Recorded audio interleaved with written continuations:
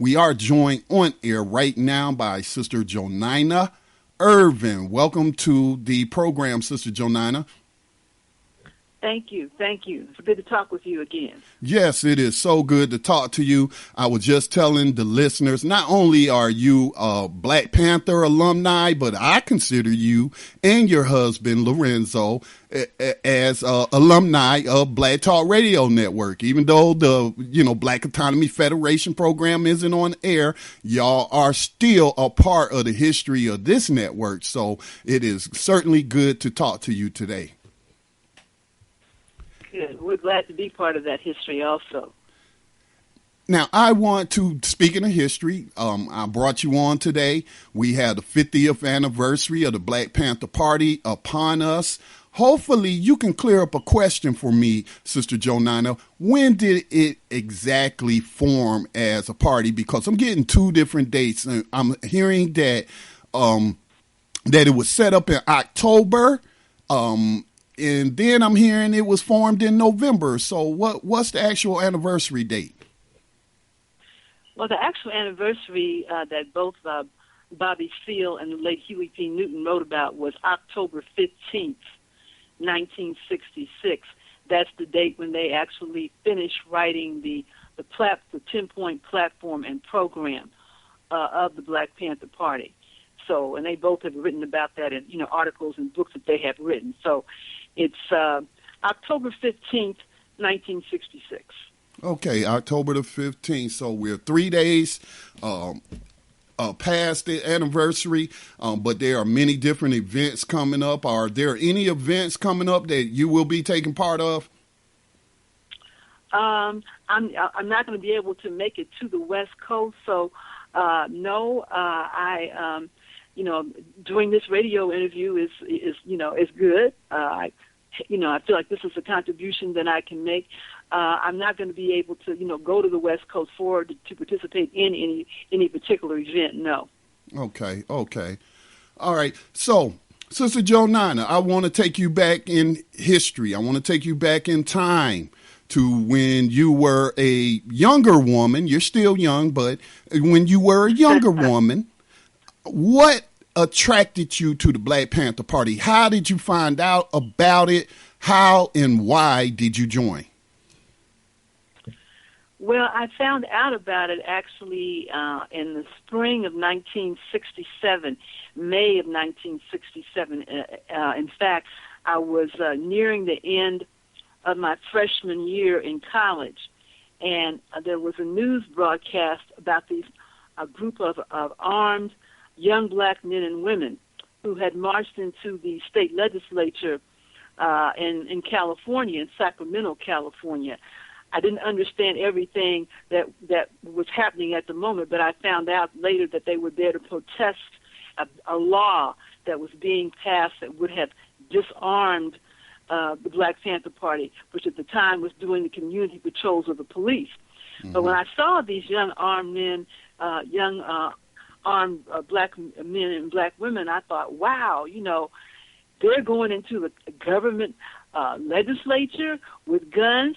And I'm going to be honest with you, I thought they were crazy. I'm not going to lie and say, I thought this was great. I thought this was absolutely insane. I said, they're going to be killed. These white people are not going to let them walk into the legislature and do that. So that's when I first heard of it, May 2nd, 1967. Then later on, I began to get more information about the programs, the breakfast program. Yes, ma'am. And all the other issues that they were, talking about. And I started to realize that, for myself, I wanted to be part of a movement. I knew that by myself alone, I would not be able to do anything. I knew I would have to be part of a group. So, I eventually did join the Black Panther Party. So did you join that year, or was it the following year? No, I did not. This was 67 when I first found out about them. Mm-hmm. I actually didn't join for another 5 years. I finished college, and then I went into to graduate school. I was kind of like maybe what you call the second wave of people joined the party at different times, and I may have been part of what was the second wave.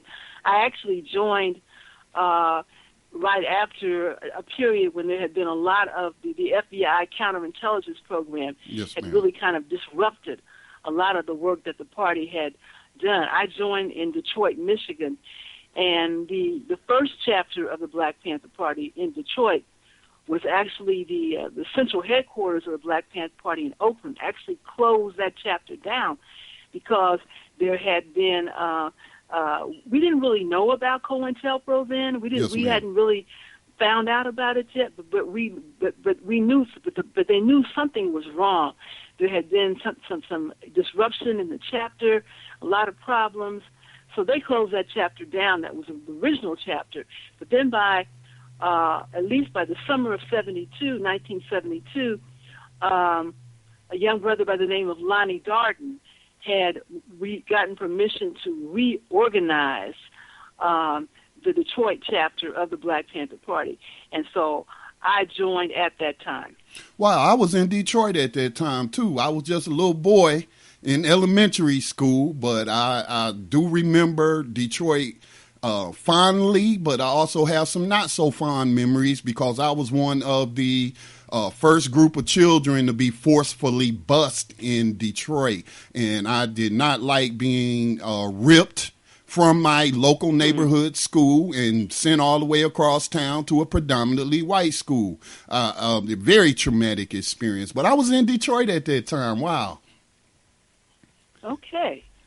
Now, when you joined the party, at that time you mentioned they had already had some of the survival programs going on. You mentioned, I think most people know about the free breakfast program, but they also had free medical clinics, literacy programs, food pantries, just political education class, just a whole wealth of different programs to address different issues in the community. So since they had programs already up and running, well, I don't know about the Detroit chapter since it was just being reformed, but what area did you go into and why?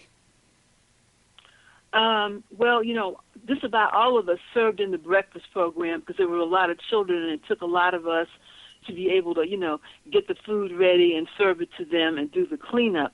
So that's one area I worked in. I also worked on the busing to prisons program. The Black Panther Party had a program.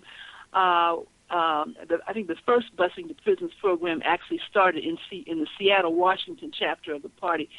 But once or twice a month, depending on what the local area, what their capacity was, we would take people free of charge to prisons to visit their family members and their loved ones. In some cases, they had, I think in Seattle, they actually did have a bus.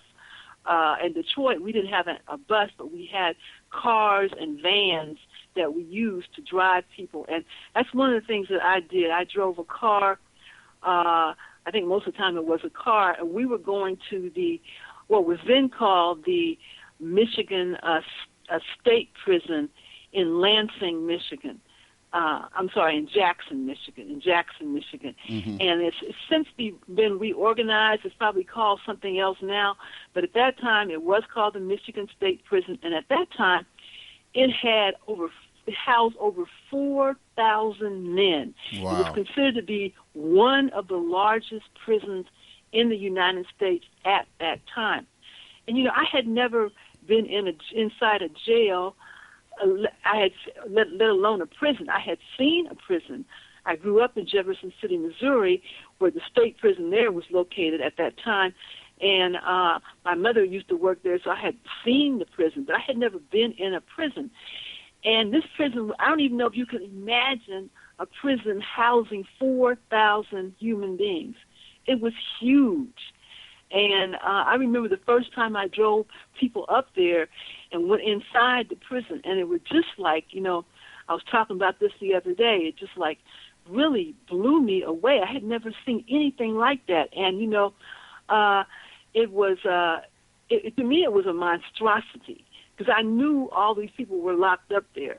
And, there's a part of me that, really just wanted to be honest with you, just really wanted to break down and cry. It was so awful.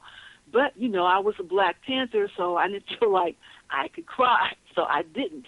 Maybe I did it later. But this was one of the programs that I worked in early on, and it gave me an education about the reality of the U.S. criminal injustice system, because I came to really understand how unjust it was. Yes, ma'am.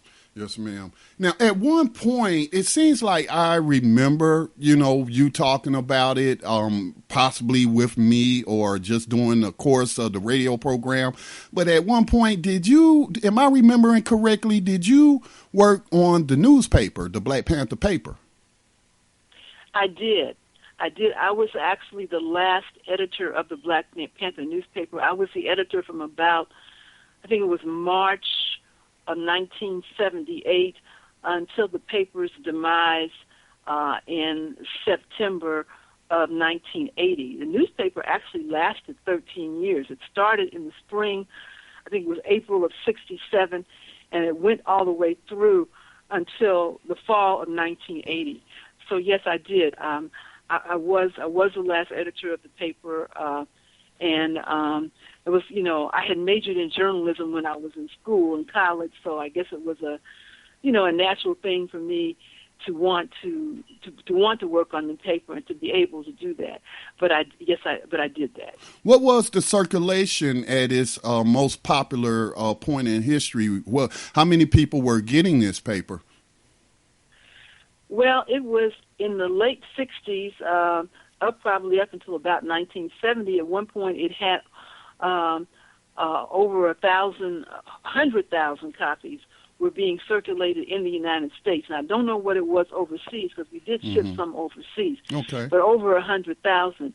And it was the only other, so-called left alternative publication that had a bigger circulation was Muhammad Speaks, which was put out by the Nation of Islam.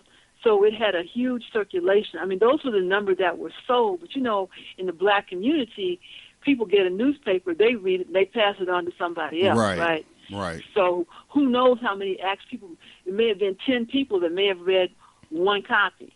But, but at its peak, it was over 100,000 copies a week.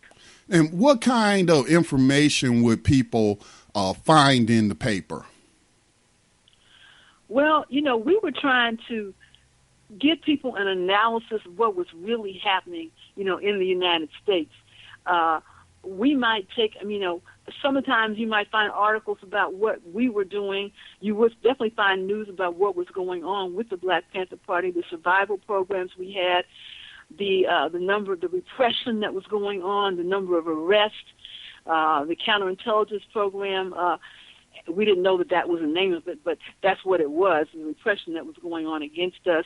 But we would also take national and international news events and interpret them in a way that we thought would help people to understand what was going on, whether it was something that was happening with the U.S. government, in Washington, D.C. We were also reporting on news that was going on in Southern Africa, because in the late 60s and early 70s, you had all these African liberation struggles that were going on in countries like, it was called Rhodesia then, it's now Zimbabwe, Mozambique, a lot of countries. South Africa. We reported on all that. Yeah, South Africa, Stevie Biko. South Africa. Yeah. We had news. We had a column called Behind the Walls, and we would report on what was going on inside the prisons. You had a lot of people, men and women, who were going to prison back then, who became, radicalized by what was going on outside, and it came in, from what was in the streets. People came from the streets into the prisons, so we reported on that. What was going on in the prisons? We got news from prisoners who would write us articles. Send us letters and things like that. Wow. Now, excuse me. Okay, so the paper at that time, and I know you mentioned earlier, at that time y'all did not know about COINTELPRO, but afterwards, did you ever come to realize the role that the American news media played in COINTELPRO? We did after we, after those documents were stolen by those activists. I don't want to say stolen, I want to say liberated. By the activists in Pennsylvania. that's how we found out about the counterintelligence program. When those documents became liberated, that forced the U.S. Congress to begin to investigate what the FBI and a lot of the other law enforcement agencies were doing, but specifically the FBI because it was a federal agency. Yes, ma'am. And that's how we found out. We did find out about counterintelligence program. We did find out about all the actions that the FBI in particular had taken against the Black Panther Party. The FBI's counterintelligence program against the Black Liberation Movement was actually authorized in a memo sent out by J Edgar Hoover in August of 1967. And it named various groups that it sought to disrupt and destroy, including SNCC, the Student Nonviolent Coordinating Committee, Nation of Islam, RAM, the Revolutionary Action Movement. The Black Panther Party was not in the initial group, but by 1968, the Black Panther Party had been added to that list, as well as Huey P. Newton, who was one of the co-founders of the Black Panther Party. So as we started to look at the COINTELPRO documents, as Congress, as the U.S. Senate, they had a committee called the Church Committee. It was named after the senator who was head of it. They began to hold hearings on these documents, and the stuff started coming out in the news media. And we did begin from that to understand how the U.S. news media had sought to undermine what we were doing, trying to spread lies about us, misinformation. So we really owe a debt of gratitude to those activists who liberated those files from Pennsylvania, because we may never have known about it. Yes, ma'am. Had that not happened. That's so very true. That's so very true. And now, in closing, as we get ready to wrap up our interview, I know I said I didn't want to keep you too long, but COINTELPRO, a lot of people are still in prison. We recognize them as political prisoners, prisoners of war. And I've heard over the years, as I've covered those issues and talked to, various people who were victims of that and or were advocates for political prisoners, one thing that I have heard mentioned about what should the U.S. government do outside of just releasing our prisoners of war, but a Truth and Reconciliation Commission, like along the lines of what we saw in South Africa. Do you think that is something that should be held today, and why? Well, it would be good. I'm kind of skeptical that it will ever happen. Yes, ma'am. But if it were, it would be good, because a lot of people in the United States don't have any idea what the federal government did, the illegal, unlawful acts it took to try to destroy the Black Liberation Movement back in the late 60s and early 70s. And if there were something held like a Truth and Reconciliation hearings, then they would begin to hear exactly. It makes a difference when you hear it from the mouths of the people who themselves were the victims of this repression and this government terror, and also to hear from the FBI agents and other law enforcement officers about what they did, the illegal, violent things that they did. They often provoked violence. They caused deaths, caused people to be killed. So I think it would be good, because for those people who don't think that this could happen in America, who don't believe that this kind of repression and terrorism could happen against people who were seeking to organize for their freedom and their liberation from racism and oppression. So it would be wonderful if it could happen. But I have to admit to you, I am a skeptic as to whether or not it ever will. Yes, ma'am. So let me ask you this, and this will be my last question. So do you accept the apology of the the police union representative who has issued a formal apology to minorities for the historic oppression by the police against these communities? I just happened to watch that on TV right before, we began this conversation. And, no, I don't accept it. No, I don't accept it. to say it's too little, too late is not even really to capture it. No, what needs to happen is that these kinds of acts need to stop. Black people of color the police need to stop shooting us down in the streets, every day like we were animals or dogs. That's what needs to happen immediately. A widespread, they need to cease and desist. That's what they need to do. Apologizing is not going to, do any good. It's certainly not going to bring anybody back who has been killed. So they just need to cease and desist from these unlawful actions. This amount, this is back in the day. We talked a lot about, genocide, which is, the deliberate, targeted elimination and destruction of an ethnic group or a race of people. And to me, this all these killings of black people and other people of color in the United States, to me, it represents a form of genocide. They don't have jobs for us, and they don't, outside of putting us in prison, they don't have any other solution for black and poor people, so they shoot us down and kill us. So to me, it's a form of genocide which needs to end immediately. So no, I do not, and I will not ever accept their apology. I know I said that was the last question, but can you tell people what you're doing now? As I, in the introduction, pointed out that you and your husband are still very active. And it's just a shame because I feel like y'all have sacrificed enough. You put in enough work.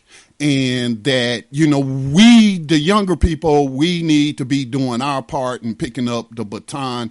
But I'm not trying to force you all into retirement or anything like that. But can you tell people about your work now with the Black Autonomy Federation? Well, we recently, relocated. We had done a lot of work in Memphis, Tennessee, with the Black Autonomy Federation, which we co-founded with Brother Rosman Yega-Nokashir back in 2012. And we focused on, in fact, police brutality and police terror in Memphis, where we were living, between the beginning of 2012 and until at least by the end of 2015. The Memphis police had killed almost 30 people total. And that was one of the highest, if not the highest, or certainly one of the highest rates of police killings in the United States at that time. So we ran a campaign there called the Body Count. And, we documented and got information about each of the killings by the police there and, tried to distribute that information as best we could in the community. We found a lot of people who lived in Memphis, they lived there. They didn't even know what was going on there. But we also got it out, to other parts of the country. The internet is really great for that. So that had been a focus of our work while we were there. We have relocated now, and we are in the process of still getting settled in and, figuring out the next moves and everything. But we continue to be concerned about the issue of police terror. We also, in recent times, had worked to help support the work of the Free Alabama movement, yes, ma'am. Which started the September 9th prison strike. That is the longest prison strike in the history of the country. And we were particularly active, at least definitely throughout part of 2014 and 2015, into the early part of 2016 before we relocated in supporting that work. So those are some of the things that we have been doing. We are elders now, but we are revolutionary elders. We're not ready to retire completely, but, we're in the process of, looking at the things that we have done and seeing how that we can best continue to contribute to the Black liberation struggle, because it's not over yet. By no means is it over. Well, both you, your husband, Lorenzo, and shout out to Brother Ross Munyenga up there in Canada. You all have been served as an inspiration to me. I cannot speak for other people, but you all have inspired me to continue along the lines of work that I'm working in through the media and what have you. So, I just am ever grateful to even have ever spoken to you all, but you do continue to inspire me. And let's hope by the time I'm ready to retire that this war will be over and we will have won. But I just want to thank you for your service to the people. Well, thank you. And also thank you for giving the Black Autonomy Federation radio a voice for the over a year that we did the show with you. We really appreciated that. It was really good. It helped us get the word out, and we will always be grateful to you for giving us that opportunity. Yes, ma'am. Did you have anything in closing? If you would, in closing, how would you advise the current crop of young activists out there today? If you had to give them one piece of advice, what would that be? Well, don't allow yourself to be co-opted. The struggle you have to keep they always talk about keep your eyes on the prize. And you can't allow forces who will come in and try to get you to engage in reforms, who want to mute your message. That to me is, and I see a lot of that going on right now in different parts of the country in different ways. Don't allow your voice to be muted. Keep it real and stay in charge of what you're trying to do, because you know what you're trying to do. And also, make sure that, you have, in addition to whatever issue you're dealing with, whether it's police brutality or what other issues, that you tie it to a core of belief about how you want to see the society change. The Black Panther Party, we organized against police brutality. We fed hungry kids. But we had some core beliefs about what we thought needed to happen in this country, that basically we wanted to see the oppression of black and poor people in this country end. So develop your core beliefs along with whatever actions that you are doing. That the protests in the streets will always be necessary, but they are not enough. You will need to have some core beliefs that will guide you along the way to help transform the society the way that you wish it to be transformed, where there is truly liberation and freedom for everyone. Well, Sister JoNina, thank you again for your life of service to the people who need help the most, and that's the oppressed. And again, I am forever grateful for you, your husband, and the rest of the Black Panther Party. And in closing, I just want to say all power to the people. All power to the people. Thank you. You have a great evening, ma'am. All right. Bye-bye. All right, that was Sister JoNina Ervin. I just really miss hearing her voice and hearing the voice of Brother Ross up there in Canada, as well as Brother Lorenzo, as these are elders in the struggle, and just the information that they would share, the wisdom that they collectively held or still hold. I just miss them so much, but I understand, nothing is forever and people have to make transitions, plans change, but I really, really, really miss them. And the year or so that they were on the network was a great time with them. I really fully enjoyed working with them to produce that program. So I will forever be grateful to them for their lifetime of service. Because, hey, they did not have to do anything. They could just keep their head down and just try to get by and go to the 9-to-5 plantation and just worry about putting food on the table and keeping a roof over their own heads. But that is not who they were. And they were concerned and are concerned still out there putting in work, are concerned about the quality of life of people today. So, I mean, what can you say? What can you say about such great people?